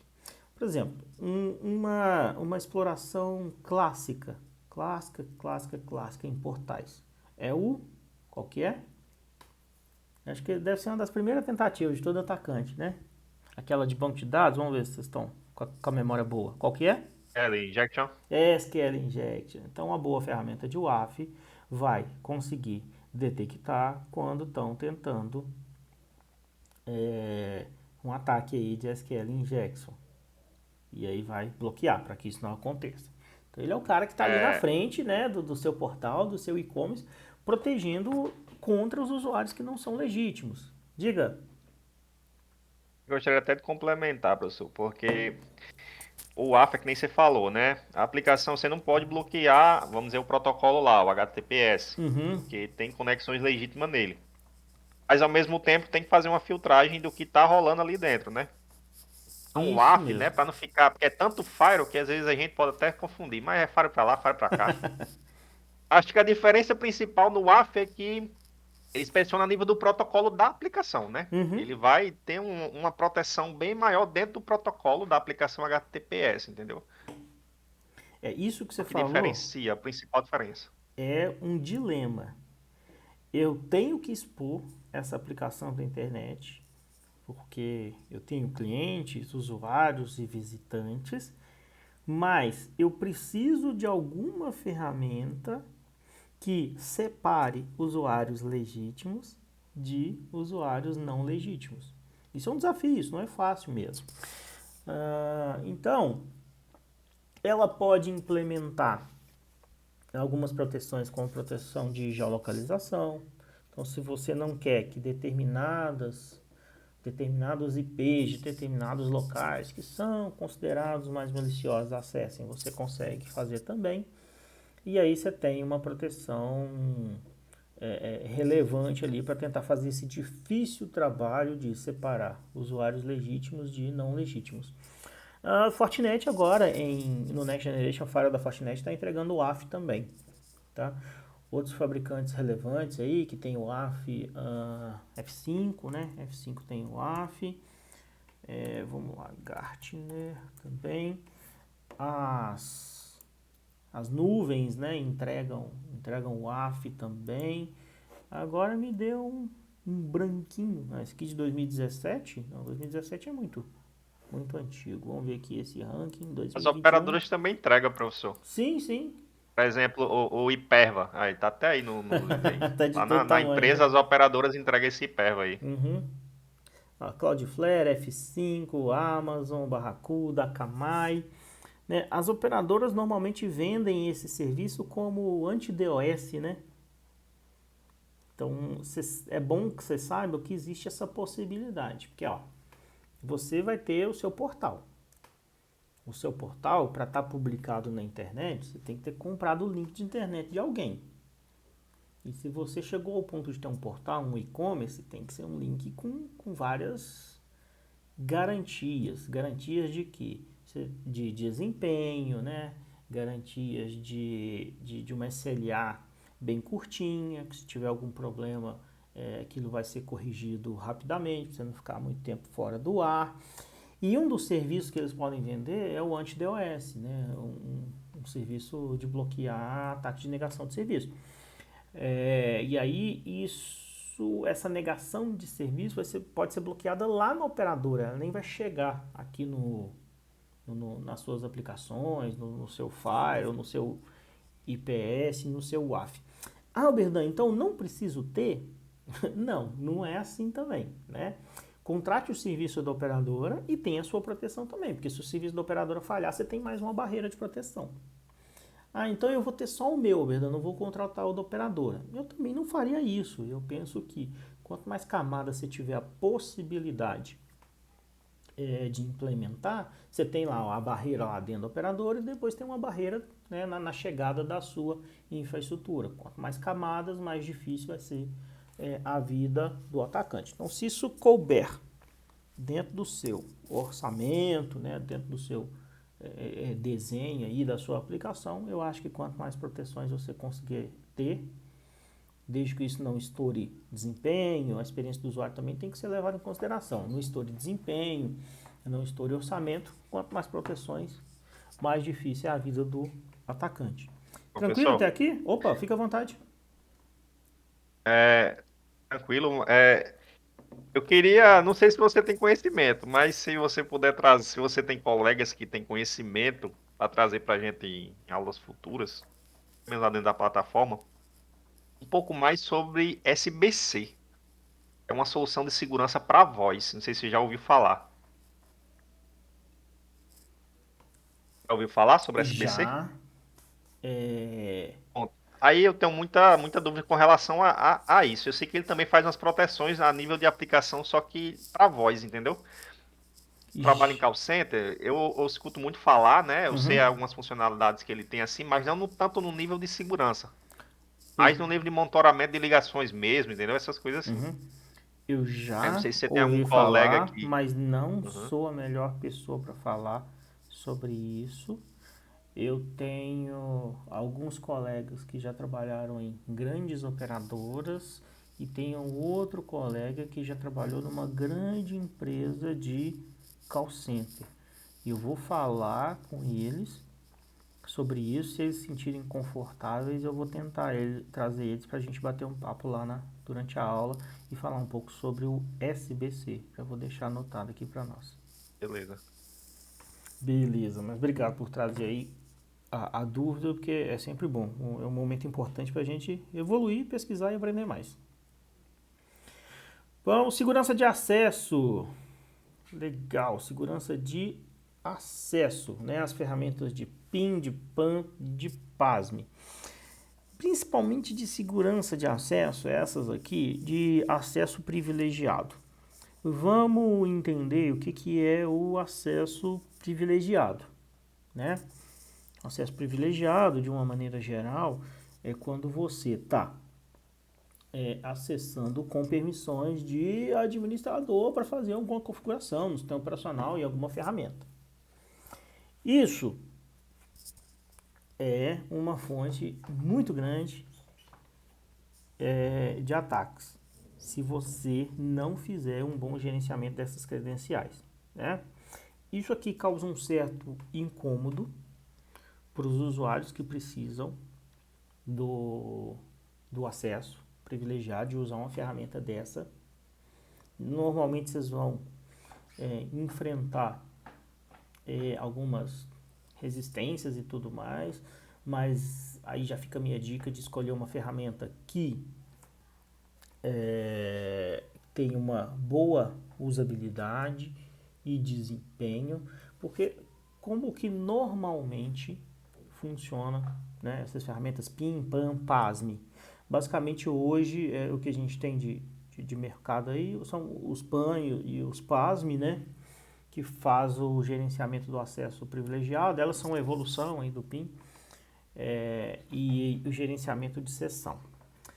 Vamos pensar aqui que você tem o seu usuário aí, vamos pensar o Matheus. O Matheus tem o usuário dele, né? Matheus, usuário de rede, e ele precisa configurar sistema operacional, precisa configurar, sei lá um vCenter da vida, e a gente dá uma permissão de administrador para ele. Então tá lá, Matheus, a senha dele, agora ele é administrador, domínio de mim. O que acontece se o usuário e senha do Matheus vazar? né? O atacante consegue fazer um acesso com essa permissão de administrador e fazer um estrago gigantesco dentro do ambiente. Então, esse é o problema de ser administrador o tempo todo. Esse é o problema principal, fundamental. E aí a gente já entende qual que é a forma correta. Ninguém deveria ser administrador o tempo todo. Né? Você deveria ir lá, virar administrador, executar aquela ação e deixar de ser administrador. Então, para isso que existe o sudo no Linux, para isso que existe o AC dentro do Windows. E para isso que existem as ferramentas de PAN. Então, o Matheus, ele não vai ser mais administrador o tempo todo. Ele vai ter uma credencial lá dentro do que a gente chama de PAN, PASME, que ele vai pegar aquela credencial, logar no sistema que ele tem que logar, um vCenter, um Windows, fazer a configuração e devolver aquela credencial. E aquele PAN, automaticamente, depois que ele parou de usar aquela credencial, vai lá e troca aquela senha. Então ele tem essa capacidade de ficar fazendo essa troca de senhas permanentes. Com qual frequência que troca a senha, Berdão? É que você quiser. Troca toda vez que usou, deixou, sei lá, troca a cada 2 horas, troca uma vez por semana, cada 3 dias, do jeito que você quiser, do jeito que o seu ambiente, do jeito que a criticidade do seu ambiente demandar. E além de fazer essa troca de senha das credenciais, ele também faz a gravação da sessão. Então, tudo aquilo que aquele usuário executou usando aquela credencial privilegiada que ele teve acesso durante um determinado tempo, fica gravado. Gravado mesmo, sabe? A telinha lá onde que ele clicou com o mouse, o que ele digitou e tudo. Porque se depois você precisar fazer uma auditoria para entender se um usuário fez alguma coisa errado, seja por imperícia, para você ter que desfazer, ou fez errado, proposital, para você ter que desfazer e tomar uma atitude em cima disso também, depois, né, levar isso para frente, você consegue fazer toda essa gestão das sessões dos usuários. Eu digo que hoje é um tipo de ferramenta essencial, tá? Esse negócio de que o usuário tem privilégio de administrador e é administrador o tempo todo, você pega lá uma conta sua lá que você usa para logar no serviço de rede e coloca ela como domain admin, você é domain admin o tempo todo, é uma receita muito rápida e efetiva para o fracasso, para um incidente de segurança, tá? Então, evitem ao máximo isso e tentem ao máximo ter uma ferramenta de PAN para ter esse rotacionamento das credenciais administrativas para que as pessoas não sejam administradores o tempo todo. Se a gente partir por um ponto de vista de governança, pensando em GMUD, isso fica mais claro. Né? A GMUD, o que ela determina? Pensando em governança, qualquer modificação dentro de um ambiente só deveria ser feita através de GMUD. Isso ajuda a justificar a existência de um PAN. Se eu só vou modificar um ambiente através de GMUD, então está claríssimo que eu não preciso ser administrador o tempo todo. Então, meu usuário não precisa ter permissão de administrador o tempo todo. Então, está mais claro ainda que eu preciso ter uma ferramenta de PAN, que eu vou lá, pego uma credencial, uso, faço o que eu tenho que fazer e devolvo aquela credencial e a senha dela vai trocar. Então, com esse rotacionamento constante de senhas, se uma credencial chegar a vazar, uma dessas credenciais administrativas, com permissão administrativa vazar, o atacante não vai ter muito o que fazer com ela, porque a senha dela já rotacionou, aquela senha já não vale mais. Se a sua credencial vazar, que é aquela que você troca a senha uma vez por mês somente, aí, pelo menos, né, uma vez por mês, o atacante também não vai ter muito o que fazer. É ruim, claro que é ruim vazar, mas ele também não vai ter muito o que fazer, porque a sua credencial não tem direito de nada, não tem direito de administrador dentro do ambiente. Então, basicamente, é isso que a ferramenta de PAN, PASME faz e a sua relevância dentro de um ambiente na proteção aí, no rotacionamento de senhas. Dúvida aqui?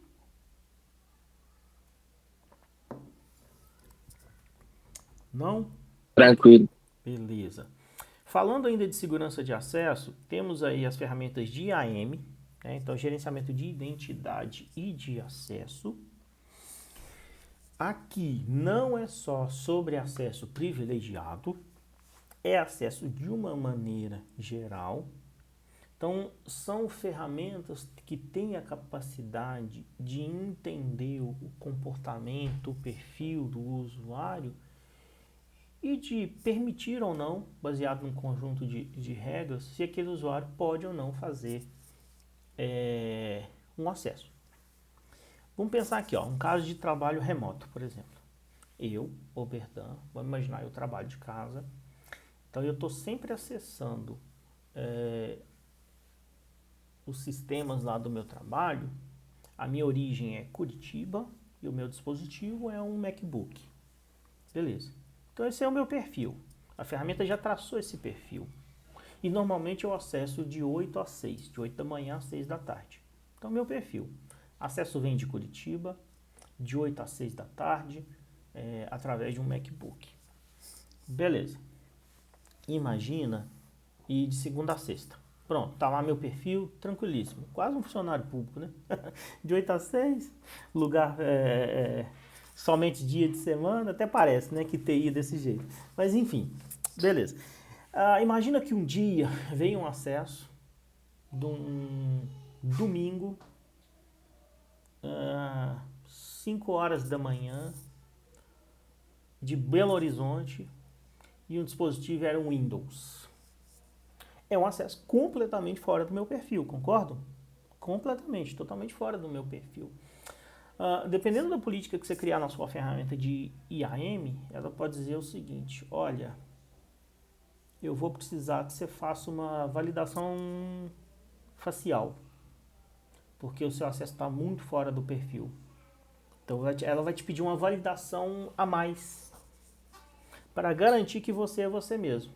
E aí, sei lá, eu tava viajando, tava em Belo Horizonte, peguei o notebook de alguém que teve alguma coisa urgente que eu tive que fazer no domingo de madrugada e fiz minha validação facial. A ferramenta falou: apesar de você estar fora do perfil, é você mesmo. Ok, liberou o acesso. Agora, eu posso também bloquear de cara. Não, isso aqui está completamente fora do seu perfil. Você não vai acessar. E nisso eu consigo ter uma proteção muito grande contra acesso indevido. Porque pode muito bem a minha credencial ter vazado, né? O usuário sim ter vazado. E o atacante está usando lá de determinado lugar diferente do que usualmente eu uso, de um dispositivo diferente, para tentar acessar e ali ver se explora alguma coisa dentro dos ambientes e faz alguma ação maliciosa. Porque veja, é um conjunto muito difícil de ser repetido, né? O cara tem meu usuário e senha que vazou. Tá, mas ele tem que repetir meu local de conexão, meu dispositivo de conexão, meus horários de conexão. Você vai criando um conjunto de variáveis que fica muito claro para a ferramenta que possivelmente não é a pessoa. Ok, vai ter falso positivo? Pode. Toda ferramenta de segurança tem falso positivo. Mas melhor um falso positivo do que uma invasão, né? Do que um incidente de segurança. E também as ferramentas de cibersegurança, você evolui elas, né? A partir do momento que você está evoluindo, tratando os falsos positivos, eles vão diminuindo e ela vai tendo cada vez mais precisão. Ferramentas de IAM, vamos lá, digam algumas. IAM Gartner, vamos lá. Quem será que é líder no Gartner, hein? Quais vocês conhecem?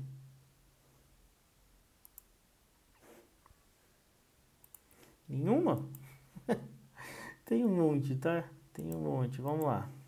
Okta, Microsoft, CyberArk, são ferramentas de IAM, OneLogin, bem relevantes aí no momento, tá? A Okta talvez a mais relevante de todas. Relevante assim, né? É porque é líder do Gartner, né? E a gente acaba dando uma atenção. Mas são ótimas ferramentas de Professor, IAM. Diga. tem algum cargo específico só para trabalhar com IAM, por exemplo, remotamente?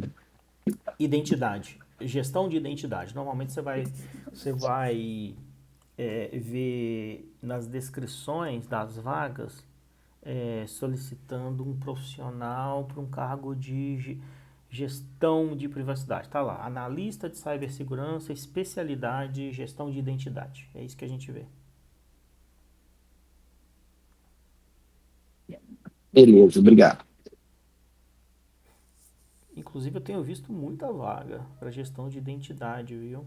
Quem se sente familiarizado com o assunto pode ser relevante para esse lado. Segurança de acesso, NAC, VPN e o ZTNA. O NAC vocês vão ver ele principalmente para redes internas, né? Network Access Control, quem pode acessar as redes. Então ele normalmente vai ser constituído aí de switches que suportam determinado protocolo. Então não é qualquer switch que vai funcionar. A maior parte dos switches gerenciáveis hoje suportam. Um servidor de NAC, onde você define as políticas, né? E os seus desktops também lá, às vezes com agente configurado, às vezes sem agente, vai depender muito da solução. O que o NAC faz?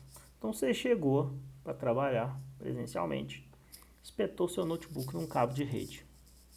Então qual que é o caminho? Você recebe um endereço IP, né? Algumas soluções vão pedir autenticação, tal, você está na rede. Quando você tem um NAC, a dinâmica não é bem essa. Você espetou seu cabo de rede. A sua primeira conversa, vamos falar assim, é com o servidor de NAC. Então, o servidor de NAC vai fazer algumas verificações, a gente chama de verificação de postura, né? Algumas verificações dentro do seu equipamento lá, seu notebook, seu desktop. E aí, quais são essas verificações? De acordo com o que você verificou.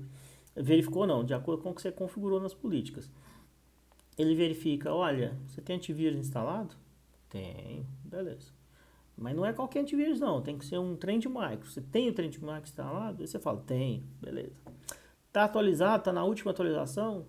Ok, tem. Eu digo assim, eu tô falando isso aqui, mas não é você que responde não.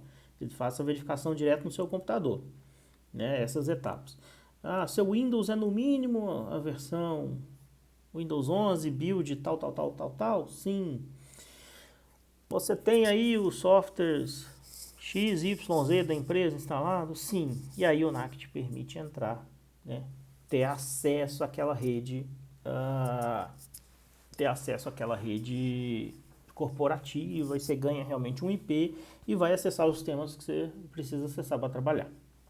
Então você tem essa verificação, né, para evitar que desktops que não estejam em conformidade com o quê? Com as regras da organização, de Windows atualizado, de antivírus atualizado, ou EDR, né? Vamos falar os termos, os produtos mais relevantes aí. EDR, um firewall ativado e todo, evitar que eles ganhem acesso à rede. Porque se eles ganharem acesso à rede sem estarem protegidos, ele é um ponto muito fraco, né? Que uma infecção pode começar ali e espalhar para sua rede inteira.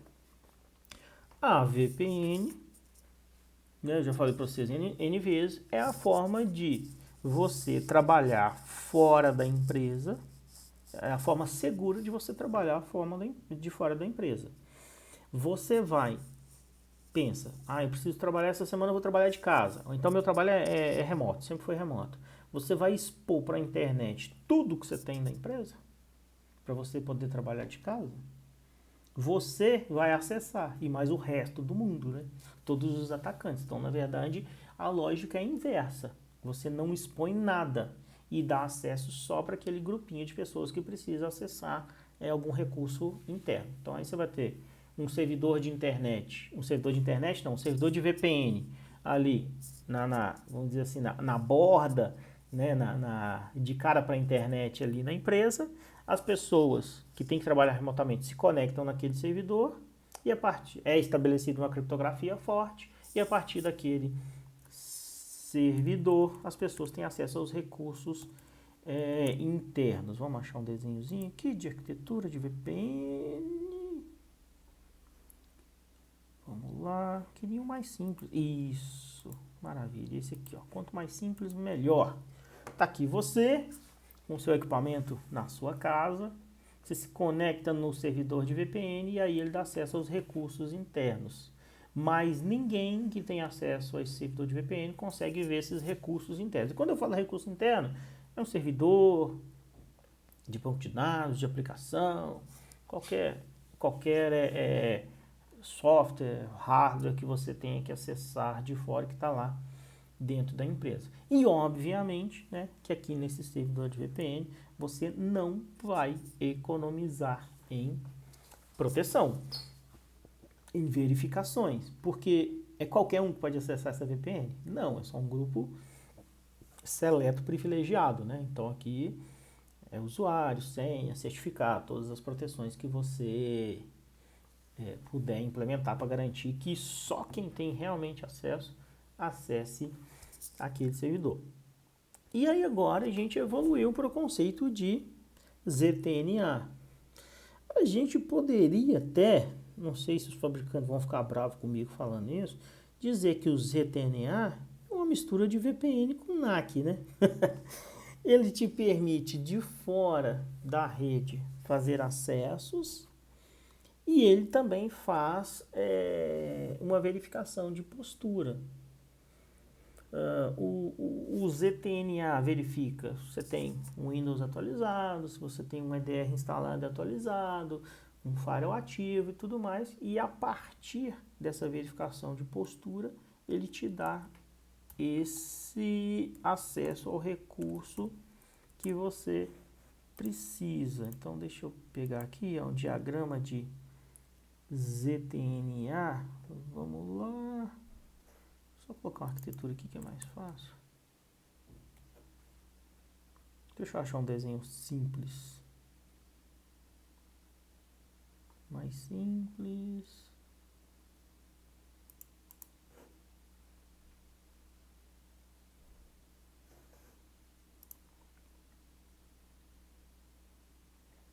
Difícil achar um desenho simples, né?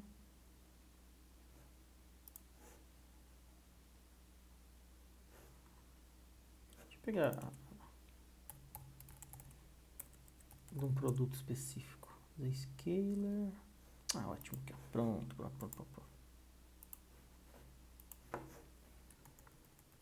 Beleza. Você vai ter a mesma coisa, um servidor na frente dos ativos que você precisa acessar e todo mundo que quer fazer aquele acesso, e aí ele faz as verificações de segurança e te dá acesso ou não te dá acesso. E esses usuários, né, podem estar internamente ou podem estar externamente também. Deixa eu ver se esse aqui... esse aqui tá bem melhor de enxergar. Agora sim. Olha que bacana, ó. Você tem o usuário remoto, tem o usuário no trabalho, na fábrica, terceiro. Todos eles se conectam nesse servidor de Zero Trust. Esse servidor de Zero Trust decide quem pode ou não pode acessar. Então veja que ele acaba englobando as funções de NAC e VPN, sim, né? Ele faz uma validação de usuários internos, faz uma validação de usuários externos, valida a identidade, faz papel lá de IAM, né? Um pouquinho de IAM, e validação também de proteções mínimas que você definiu para aquele dispositivo. Antivírus, atualização, firewall e outras coisas. A partir disso ele decide se aquele usuário pode ou não ter acesso àquele recurso que ele está pedindo. Tranquilo até aqui? Ô, professor, Diga. sobre VPN, na aula 11.9 a gente aprendeu como instalar um VPN gratuito Uhum. do site VPN Book. Uhum. Ele tem a mesma eficácia de proteção quanto um VPN de um Kaspersky, por exemplo? Sim, mas com funcionalidades diferentes, né? Vamos lá. Com finalidades diferentes. Eu acho que a gente falou isso uma vez. Usa-se VPN hoje em dia para diversas finalidades. Eu quero uma VPN para simular uma origem diferente. Eu estou aqui no Brasil, não consigo acessar determinado site. Então, vou estabelecer uma VPN com um servidor que está lá nos Estados Unidos e de lá eu acesso aquele site. Aí, para você, vamos falar assim, mudar a sua origem. E isso é uma finalidade. Outra finalidade, eu quero estabelecer uma VPN, porque eu também quero mudar a minha origem e para que determinados sites não me rastreiem mais, para melhorar a minha questão de privacidade. Ou a outra finalidade é você dar acesso interno para usuários que estão de fora da sua rede. Eu acho que tem alguém que está com um áudio aberto, se puder fechar, fazendo favor, que está dando um eco. Enfim, então vai depender da finalidade. Qual que é a sua finalidade com a VPN? Eu tenho uma empresa, quero dar acesso para gente que está de fora a alguns recursos internos. Essa é uma finalidade. As VPNs que você encontra hoje dentro de Next Generation Firewalls, como por exemplo o Fortinet, vão suprir essa necessidade. Agora não, a minha finalidade como VPN é como usuário final. Eu quero evitar ser rastreado por sites, eu quero mudar a minha origem da conexão, não quero que o meu IP apareça como sendo do Brasil, eu quero que seja Estados Unidos, França, Inglaterra. Essa é outra finalidade. Tá? Então, qual que era o exemplo que estava lá mesmo? Me recorda aqui, só para eu entender a finalidade. Era do site VPN Book. Tinha alguns exemplos lá de VPN que a gente poderia baixar. Normalmente essas VPNs são para a finalidade de você proteger a sua privacidade. Tá? Então, VPN para usuário final, assim, quando não é alguma coisa corporativa de uma empresa disponibilizando uma VPN, é para essa finalidade de você proteger sua privacidade. Não ser rastreado, mudar sua origem, esse tipo de coisa. Já as VPNs para acesso remoto, alguma aplicação interna de empresa, é outra finalidade e normalmente você vai encontrar isso dentro do Next Generation Firewall. Hoje qualquer Fortinet já tem essa funcionalidade ela é chamada lá de SSL VPN, né? VPN, SSL, não lembro ao certo aqui. Então basicamente a gente pode definir e separar nessas duas finalidades. Entendido?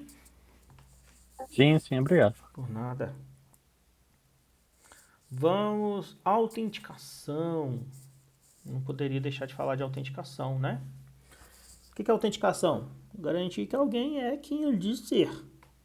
E cada vez mais difícil garantir isso, né? Que uma pessoa é quem ela diz ser. Eu defendo isso, de que a autenticação por usuário e senha, ela não é suficiente mais. Você não consegue mais garantir que só o usuário e senha ele seja suficiente para que uma pessoa não esteja usando a identidade da outra. Beleza. O que a gente tem basicamente aqui dentro? Eu acho que eu poderia citar o IAM também, para garantir que uma pessoa é quem ela diz ser, porque ele vai pegar o perfil daquele usuário. E se o perfil não estiver batendo com o perfil que ele normalmente usa, provavelmente não é ele. Né? Então, acho que o IAM ele dá um auxílio relevante nos processos de autenticação. Mas as siglas que eu trouxe aqui, o MFA, que eu acho que é fundamental hoje em dia, MFA, o segundo fator de autenticação, ele se prova muito efetivo. Em casos, o MFA tem evitado aí um uso indevido de identidade. Né? Nós temos tido muitos vazamentos de credenciais. Você pega aquele site lá, o Heaven Be Pound lá, chega notificação toda hora. E aí o que vai impedir que o atacante use seu usuário e senha? O MFA, né? Então acho que é tranquilo, todo mundo familiarizado com MFA aí, mas é extremamente relevante ativem MFA em tudo que for possível de ser ativado dentro das empresas e dentro dos usos que vocês fazem na vida pessoal de vocês aí, WhatsApp, redes sociais, Telegram, Instagram e tudo mais, para vocês, para os amigos e para a família, porque a MFA é simples de ser implementado, simples de ser utilizado e muito relevante na proteção, né, do uso indevido das credenciais de você. Um outro termo que vocês vão ver demais, principalmente dentro de organizações, é o Single Sign-On. É algo que facilita demais a vida do usuário. Pensa que você entrou no seu Windows aqui e colocou lá seu usuário e senha. Mateus 1, 2, 3, 4, 5, 6, a senha. Beleza. E aí você tem um acesso interno. Tem um acesso no sistema interno, né? Da empresa lá. E aquele sistema interno, ele vai te pedir, é o mesmo usuário que você usa para entrar no seu Windows. Aí você tem que entrar lá de novo. Mateus 1, 2, 3, 4, 5, 6. Isso não prejudica a experiência do usuário? É ruim, né? Para ele ter que ficar digitando de novo. O Single Sign-On tem essa capacidade, tá? De reconhecer aquele usuário que logou ali dentro do Windows e se a aplicação utilizar o mesmo usuário, ela já loga autenticamente. Para você não ter que ficar com esse excesso de logins e ficar digitando o usuário e senha, o mesmo usuário e senha toda hora. Isso vai depender que a aplicação suporte isso, mas quando ela suporta, é um benefício de usabilidade e facilidade para o seu usuário. Então, Berdão, o que eu ganho em segurança com isso? Seguinte, isso é estratégia minha, tá? Vocês podem concordar ou não. Se eu vou utilizar Single Sign-On, o meu usuário, em vez de ficar digitando o mesmo usuário e senha 3, 4, 6 vezes para entrar em diversos sistemas, ele vai digitar uma vez só, não é? E vocês concordam que, já que ele vai digitar uma vez só, eu posso dar uma fortalecida naquele requisito? Olha, você vai digitar só uma vez, só para entrar no seu computador. Então, como vai ser só uma vez, eu vou te incomodar só uma vez, vamos pensar desse lado assim. Então, vamos colocar uma senha mais forte aqui, 14, 16 caracteres. Vamos colocar uma verificação facial, alguma coisa do tipo, né? Então, eu dou uma facilidade de um lado e aproveito para aprimorar a segurança de outro lado. E aí você mantém ali uma boa relação com os seus usuários, dando uma usabilidade, dando facilidade, mas também conseguindo, naquele momento único que ele tem que autenticar ali, você elevar os requisitos de segurança. Entendido aqui? Podemos seguir? Acho que sim, né? Beleza. Segurança de nuvem. Segurança de nuvem. Já tinha ouvido falar dessa aqui, do CASB?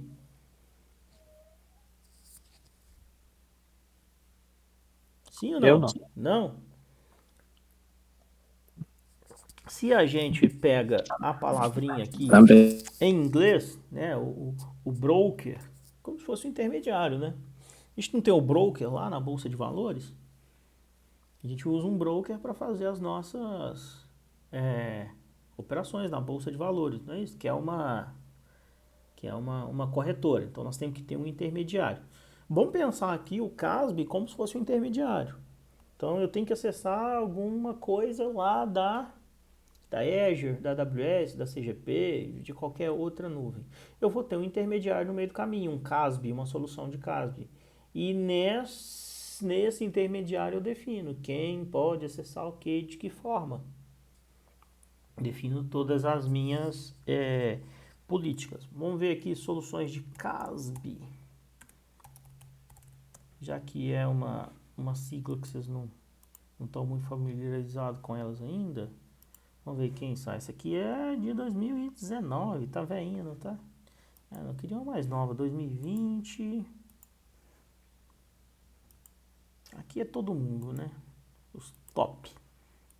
Essa é de 2020, ó. McAfee, Netscope, Microsoft. Isso aqui tá tão pequeno que eu não tô conseguindo nem ler. BetGlass. Deixa eu ver se eu acho a mais nova aqui. Eu queria um 2023, tem? 2018, caramba.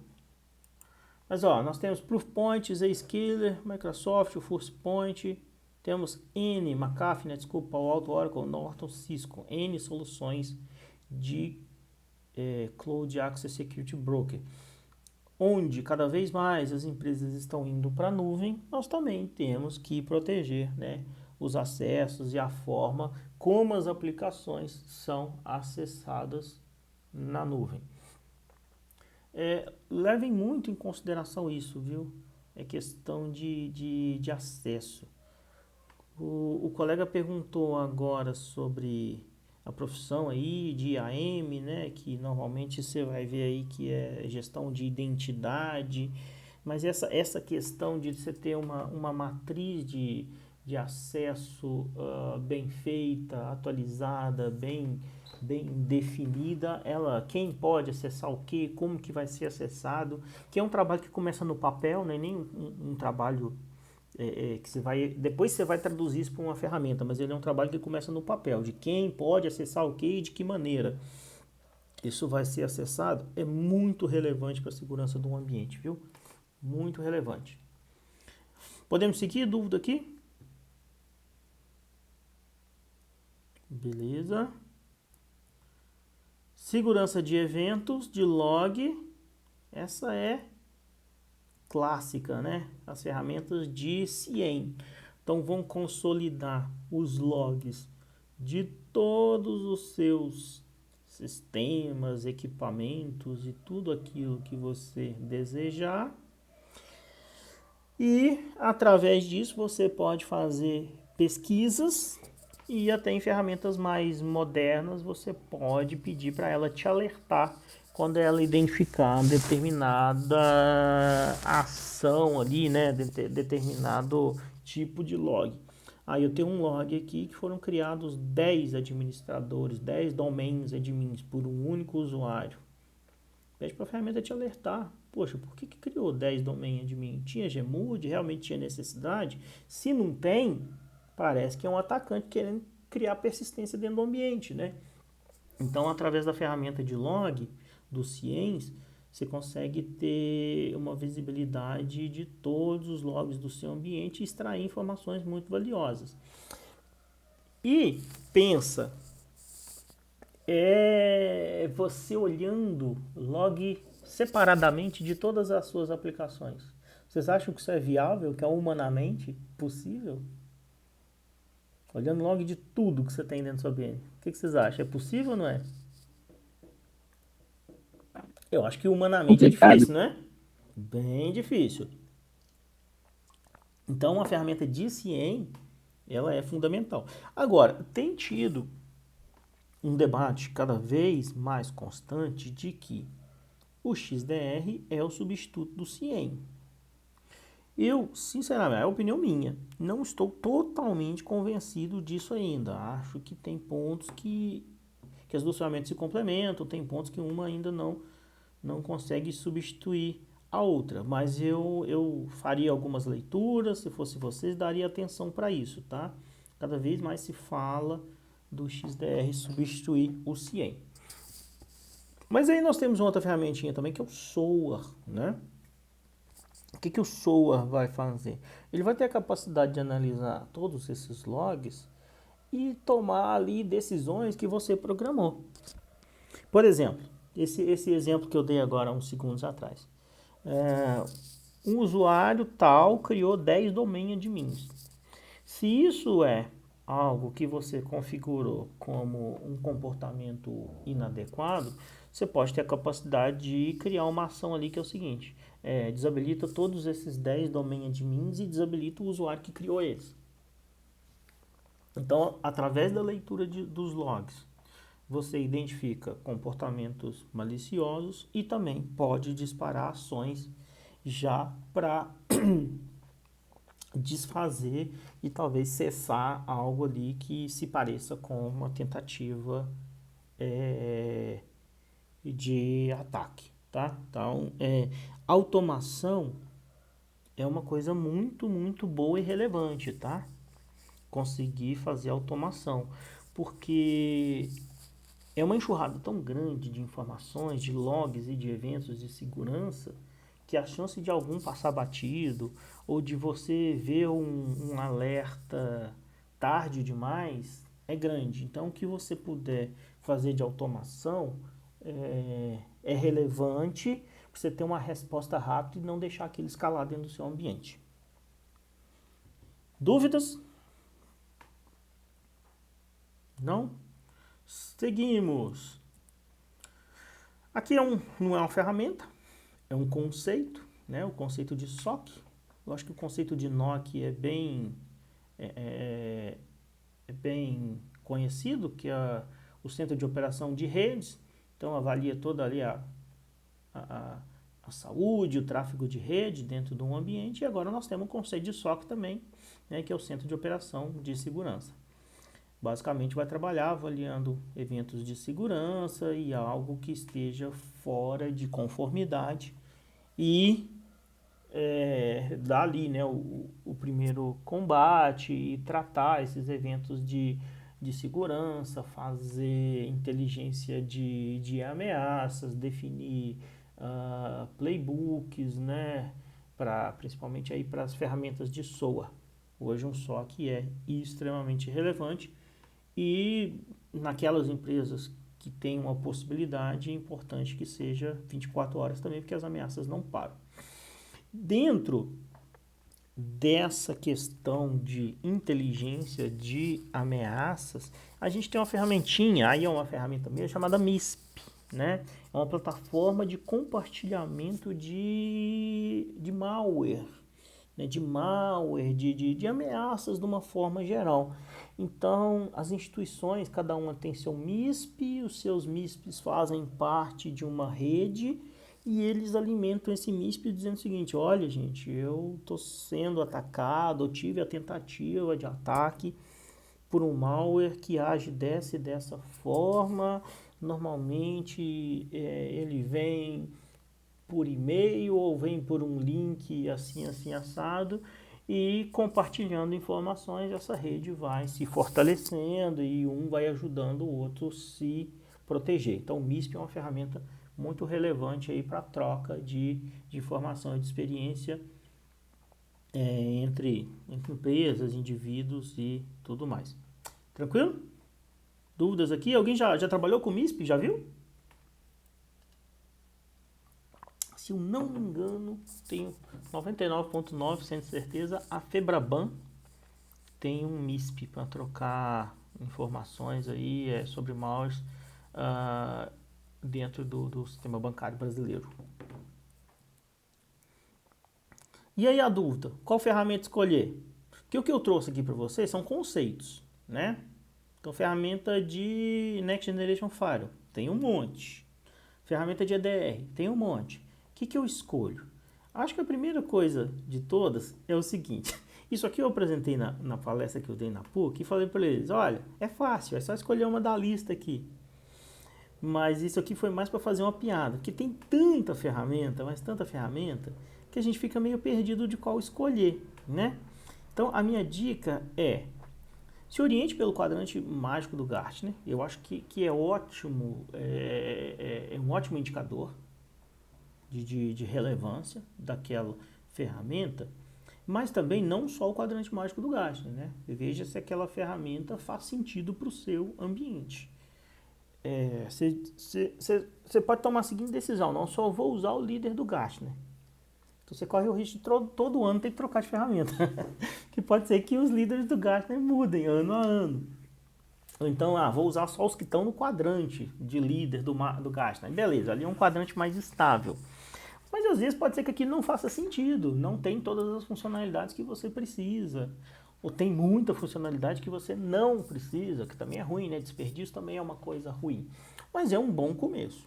É um excelente começo para você ter uma ideia do que tem aí de melhor, de mais usado, de mais relevante no mercado. Aqui alguns exemplos, né? Firewalls, Fortinet, Palo Alto, Checkpoint, que estão ali no quadrante de líder, né? Endpoint Protection, que é CrowdStrike, Microsoft, Trendmicro, SentinelOne, também.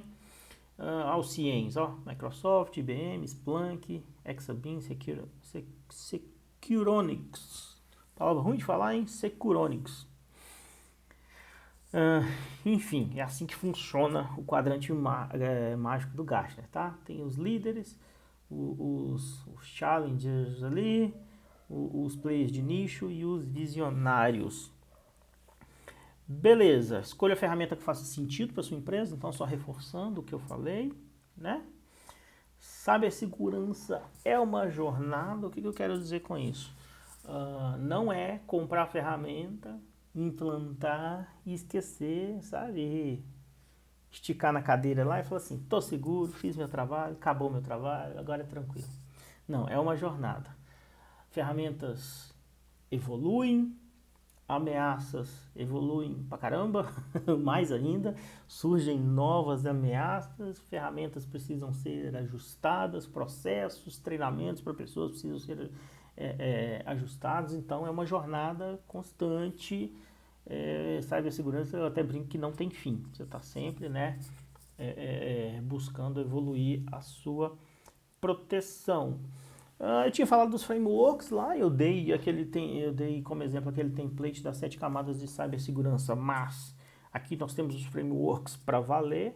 O NIST talvez seja o framework mais relevante, né, para você proteger um ambiente aí. Então ele é baseado em identificar o que você tem no ambiente, proteger o que você tem no ambiente, detectar anomalias, responder, né, corrigir essas anomalias e recuperar. Então ele dá um ciclo bem completo aqui, abrangente de proteção para o seu ambiente. Nós temos também a ISO, né? A ISO, o que são as ISO aí 27001, 27002?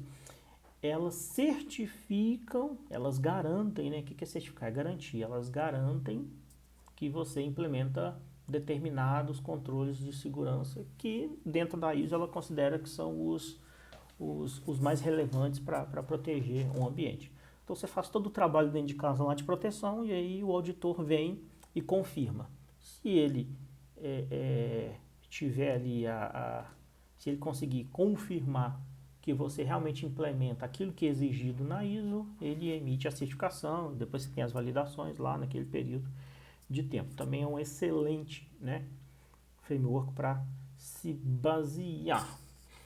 Beleza, o conteúdo era este, eu espero que vocês tenham gostado, que tenha sido relevante para vocês e fiquem à vontade para trazer as suas dúvidas agora, ok? Quiser adicionar no LinkedIn depois, para quem não tem ainda, tá? O QR Code aqui, eu vou deixar aqui focado nesse de dúvidas, para vocês ficarem à vontade para trazer as suas dúvidas.